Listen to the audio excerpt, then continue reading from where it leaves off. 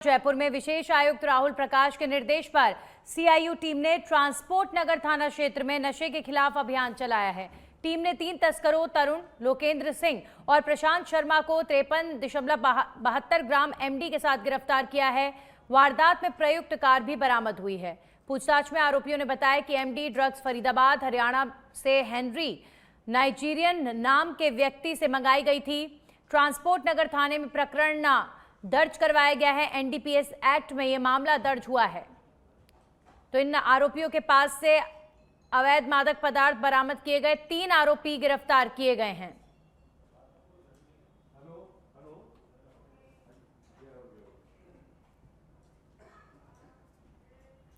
वहीं जयपुर में कोटा संपर्क सभा में डीजीपी राजीव कुमार शर्मा ने पुलिस कर्मियों से खुलकर संवाद किया।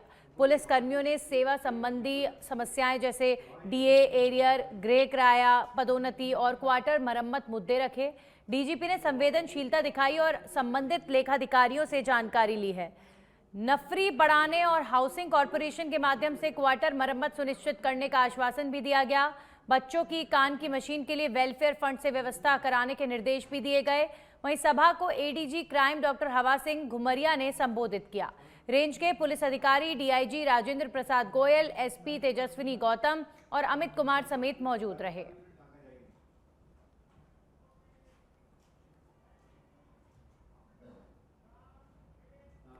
जयपुर के नीरजा मोदी स्कूल को अमायरा की मौत के मामले में सुरक्षा कर्मियों और सुरक्षा कमियों के चलते नोटिस जारी किया गया है।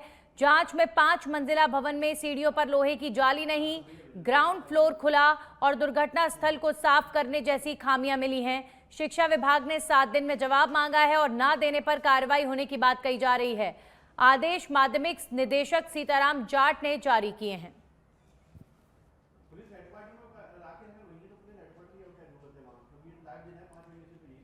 खबर राजधानी जयपुर से एक और। राजधानी में सनसनीखेज वारदात सामने आई है। अधेड़ उम्र महिला का शव पार्क के सामने स्थित मकान में प्लास्टिक के कट्टे में मिला है।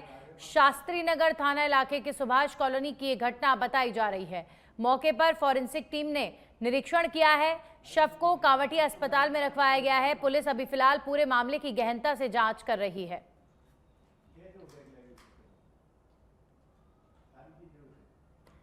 तो जयपुर में एक महिला का शव सनसनीखेज स्थितियों में बरामद हुआ है। संदिग्ध परिस्थितियों में महिला का शव मिलने के बाद पूरे इलाके में हड़कंप। शास्त्री नगर थाना क्षेत्र का ये मामला है।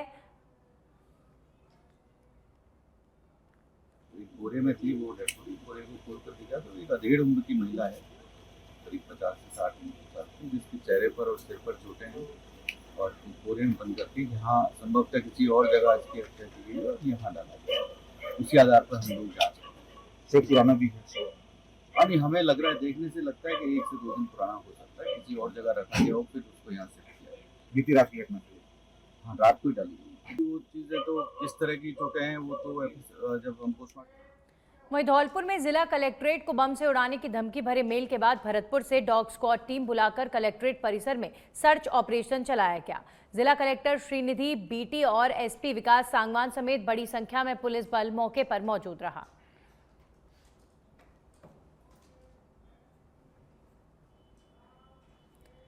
वहीं बांसुर कोट पुतली में बांग्लादेश में कथित हिंदू युवक दीपचंद्र दास की हत्या के विरोध में बजरंग दल ने प्रदर्शन किया। कार्यकर्ताओं ने नारेबाजी करते हुए इस्लामी आतंकवाद का पुतला दहन किया है।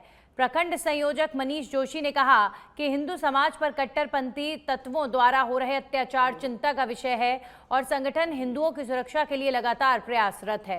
प्रदर्शन में विश्व हिंदू परिषद के कई नेता और कार्यकर्ता मौजूद रहे।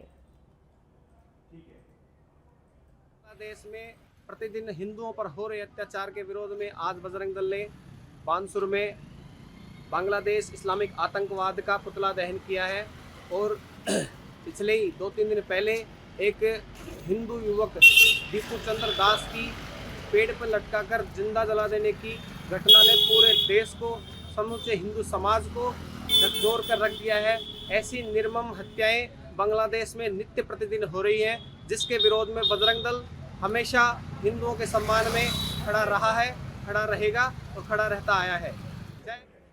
वहीं खाजूवाला में यूरिया खाद की कमी से किसान परेशान है। उपखंड कार्यालय पर प्रदर्शन किया गया है। किसानों ने उपखंड अधिकारी को ज्ञापन सौंपकर समय पर खाद वितरण और सूचना देने की मांग की है। सुबह से लाइन में लगे किसानों को जानकारी नहीं मिलने से पिछले 2 दिनों से भारी असुविधा झेलनी पड़ रही है। रबी फसल के लिए यूरिया खाद की आवश्यकता अत्यंत जरूरी बताई जा रही है। तो खाद की कमी से जूझते किसान, रबी फसल के लिए यूरिया खाद की उपलब्धता की कमी को लेकर किसान परेशान हैं और इसे लेकर ज्ञापन भी सौंपा गया है।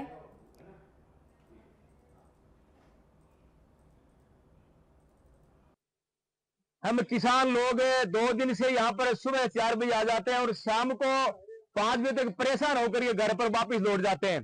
किसान आता इसलिए कि यूरिया डीएपी आपको मिलेगी, इस तरह से सूचना मिलती है और यहाँ पर आकर के पूछते हैं तो सोसाइटी में कोई संतोषजनक जवाब नहीं मिलता है, क्योंकि नियमों के अनुसार वहां पर सूचना पट भी होना चाहिए। हमें निर्धारित समय और तारीख बताई जाए ताकि हम समय पर ही आकर के यूरिया खाद लेकर के डीएपी लेकर के वापस हमें घरों में चले जाए। लेकिन हम क्या करते हैं, किसान को अफवाह के द्वारा सूचना मिलती है। 4 बजे किसान आता है और पूरे दिन भूखा प्यासा ठंड। वहीं केकड़ी के सरवाड़ थाना क्षेत्र के गोयला गांव में पाइपलाइन के लिए खोदे गए गहरे गड्ढे में अज्ञात महिला का शव मिलने से सनसनी फैल गई। मृतक महिला लगभग 30 से 35 वर्ष की बताई जा रही है और सलवार सूट पहनने हुए बताई जा रही है। दाएं हाथ में लाल चूड़ियां थीं और घड़ी इस महिला द्वारा पहनी गई थी। पैरों में यहाँ पर महिला को लेकर सूचना पर थानाधिकारी और वरिष्ठ पुलिस और अधिकारी घटनास्थल पर पहुंचे और साक्ष्य जुटाए गए हैं। शव को केकड़ी राजकीय जिला अस्पताल की मोर्चरी में रखा गया है। पुलिस आसपास के थानों में गुमशुदगी रिपोर्ट खंगाल रही है और हत्या और दुर्घटना दोनों पहलुओं से जांच की जा रही है। ठेकेदार को खुले गड्ढे भरने के निर्देश भी दिए गए हैं।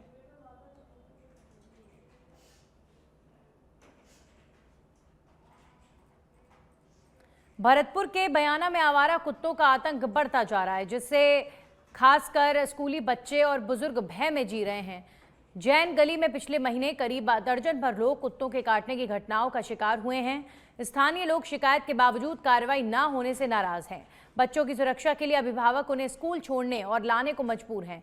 क्षेत्रवासियों ने प्रशासन से जल्द आवारा कुत्तों की धरपकड़ और नियंत्रण की मांग की है।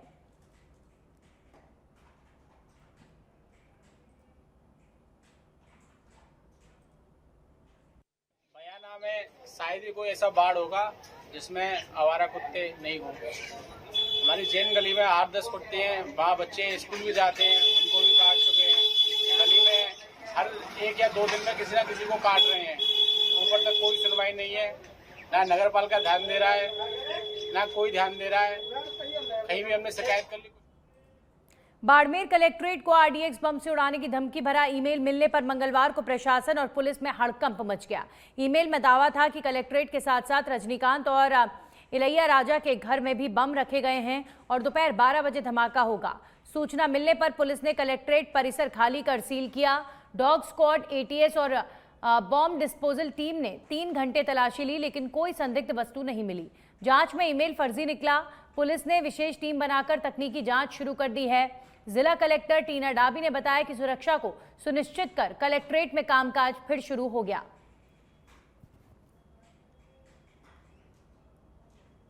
9 बजे जो कलेक्टर बाड़मेर की ऑफिशियल मेल आईडी है उसमें एक धमकी वाला मेल रिसीव हुआ था फ्रॉम तमिलनाडु कि यहाँ पे 12 बजे के आसपास बम से उड़ाने की धमकी करके ऐसा लिखा था कि कुछ तमिलनाडु के इश्यूज हैं बट राजस्थान में हमें करेंगे।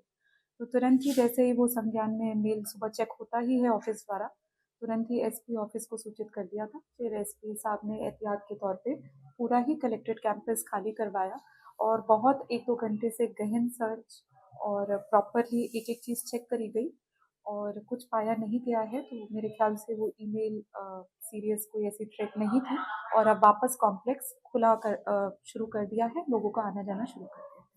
क्या एक्शन लिया जाएगा? कोई रिपोर्ट दर्ज करवाई जाएगी और अपनी ओर से या पुलिस की ओर से? बिल्कुल, इसमें पुलिस अपने काम में जुटी है। कहाँ से मेल आया उसकी ट्रैकिंग और फिर जो आगे की कार्रवाई पुलिस करेगी, चाहे वो केस रजिस्टर करना हुआ, अभी हम बिल्कुल पता लगा रहे हैं। 22 दिसंबर को रात्रि को 10:45 पे 19 सेकंड पे एक कलेक्टर ईमेल पे मेल आया जो हमें सुबह प्राप्त हुआ। सुबह 11 बजे प्राप्त हुआ तो जब इसमें जो मेन जो सारा इसकी विषय वस्तु है तमिलनाडु का मैटर होते हुए इन्होंने कहा आपके कार्यालय में 3 RDS बम रखा, जो आज 23 तारीख को मंगलवार को 12 बजे तक विस्फोट हो जाएगा, पूरा कलेक्टर परिसर खाली करें। उस कड़ी में हमने पूरा परिसर खाली करा के जो सभी डिपार्टमेंट उसकी ADS BDS टीम से डॉग से हमने तलाशी ली पूरी की, क्योंकि एक धमकी थी तो तलाशी लेना हमारा था। ऐसे कोई डरने वाली कोई बात नहीं है, वो कि पूरे राजस्थान में इस तरह के मेल आ रहे हैं, धमकी आ रहे हैं, तो इसमें कहाँ से आया, हमने पूरी टीम लगा दी, ये मेल किसने भेजा उस पर हम कार्रवाई करेंगे। सर क्या संदेश देना चाहेंगे आम जन में, क्योंकि बड़ा नहीं आम जन में ये संदेश है, कोई किसी घबराने की जरूरत, हमने पूरी तलाशी ले ली। ये जो पूरा जो विषय वस्तु भेज रहा है ये भाई तमिलनाडु की भेजते हुए मैटर भेजते हुए राजस्थान को भाई भी माफ़ी भी मांग रहा है। भाई राजस्थान को हमने तमिलनाडु को मैटर जागरूक करने के लिए मेल भेजा है। प्रतापगढ़ मिनी सचिवालय में जोरदार प्रदर्शन देखने को मिला। अरावली बचाओ अभियान को लेकर आंदोलन लगातार प्रदेश में तेज हो रहा है। भील प्रदेश मुक्ति मोर्चा का धरना जारी है। वहीं भील प्रदेश मुक्ति मोर्चा का धरना जारी। भील प्रदेश मुक्ति मोर्चा के नेतृत्व में यह आह्वान किया गया है। आदिवासी क्षेत्रों में अरावली को जल जंगल जमीन की सुरक्षा का आधार बताया गया। जिला प्रशासन और जिला कलेक्टर के खिलाफ नारे भी यहां पर लगाए गए। अधिकारियों को मिनी सचिवालय के नीचे बुलाने की मांग की जा रही है। कलेक्टर पर ज्ञापन के समय अनुपस्थित रहने के आरोप भी लगाए गए हैं। प्रदर्शनकारी मिनी सचिवालय के अंदर धरना प्रदर्शन कर रहे हैं और बड़ी संख्या में यहां पर अरावली बचाओ अभियान के तहत लोग इकट्ठा हुए हैं।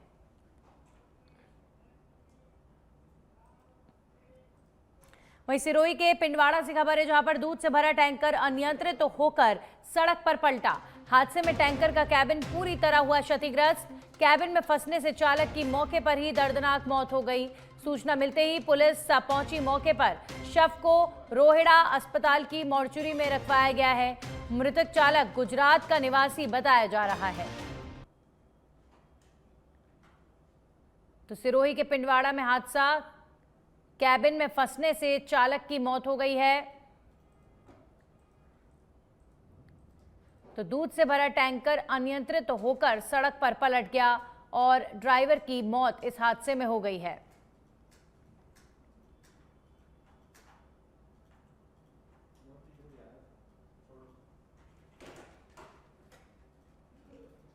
तो सूचना मिलते ही पुलिस मौके पर पहुंची और कोशिश यहां पर जरूर की गई कि ड्राइवर को बाहर निकाला जाए, लेकिन तब तक ड्राइवर की मौत हो चुकी थी।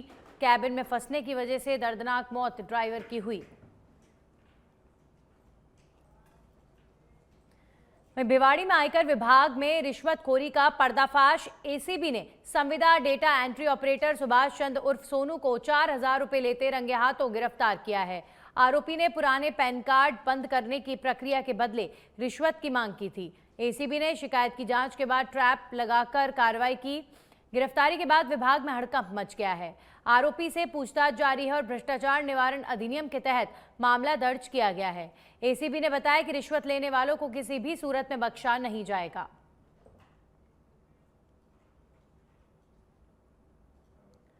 तो भिवाड़ी में एंटी करप्शन ब्यूरो ने कार्रवाई करते हुए रिश्वतखोरी के इस प्रकरण का खुलासा किया है। 19 तारीख को परिवादी ने हमें सूचना दी थी और कि साहब मेरे 2 पैन कार्ड हैं, एक को मैं सरेंडर करना चाह रहा हूँ, इसलिए मैं आयकर विभाग में गया था। वहाँ पे सरेंडर करवाने के नाम से 4,000 रुपये लगे, अदरवाइज आपके खिलाफ कानूनी कार्रवाई की गई। तो इसका हमने 19 तारीख को सत्यापन करवाया, जो 4,000 की डिमांड होना पाएगी।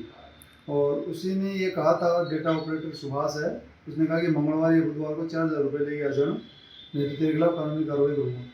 तो इसके लिए आज हमने मंगलवार को ही।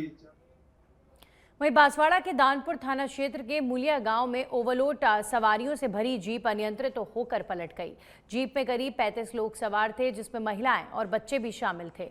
हादसे में आधा दर्जन से अधिक लोग घायल हुए। 108 एम्बुलेंस से सभी घायलों को जिला अस्पताल में भर्ती कराया गया है। पुलिस मौके पर पहुंची और राहत बचाव कार्य जारी रखा गया। तेज रफ्तार और सामने वाहन आने के कारण चालक संतुलन खो बैठा और गनीमत ये रही कि कोई जनहानि नहीं हुई।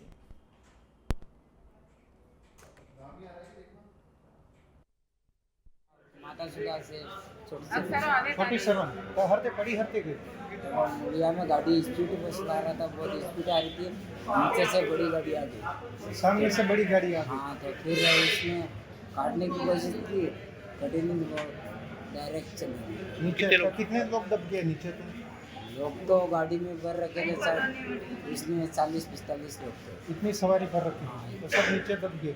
हाँ आधे दब गए। कोई मरा उसमें? तो सबको यहीं आया अस्पताल? कौन कौन सा काम थे? वहीं भिवाड़ी आयकर विभाग कार्यालय में एसीबी का अचानक से धावा, रिश्वत की भनक लगते ही एंटी करप्शन ब्यूरो की बड़ी कार्रवाई। एएसपी परमेश्वर लाल के निर्देशन में चल रही कार्रवाई। संविदा कर्मी सुभाष उर्फ सोनू से 4000 की संदिग्ध राशि मिलने की सूचना के आधार पर योजनाबद्ध तरीके से ये रेड की गई थी। दस्तावेजों की जांच और कर्मचारियों से पूछताछ हो रही है। सरकारी दफ्तरों में रिश्वतखोरी पर नो टॉलरेंस का संकेत। कार्रवाई से विभागीय कार्यप्रणाली पर सवाल उठते नजर आ रहे हैं कि रिश्वतखोरी, आप देखिए, लगातार एंटी करप्शन ब्यूरो के इतने अलर्ट रहने के बावजूद भी बदस्तूर प्रदेश में जारी है। कानून का खौफ अधिकारियों और कर्मचारियों में क्यों नहीं पनप पा रहा?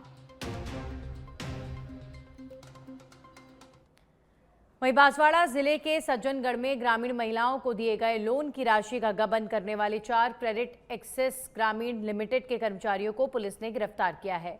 आरोप है कि शाखा प्रबंधक और कर्मचारी करीब 3 लाख रुपए से ज्यादा की लोन किश्त हड़प गए। पुलिस अधीक्षक सुधीर जोशी और अतिरिक्त पुलिस अधीक्षक नरपत सिंह भाटी के निर्देशन में मामले की जांच के बाद आरोपियों को न्यायालय में पेश कर न्यायिक अभिरक्षा में भेजा गया है।